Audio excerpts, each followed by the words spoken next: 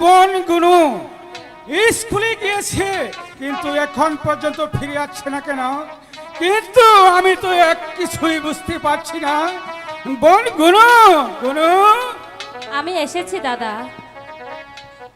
একই একই গুনু, তোমার মুখ খানা মলিন দেখা যাচ্ছে কেন? তোমার কি হয়েছে গুনু? তুমি আমার নিকট খুলে বলো। দাদা আর যাব না,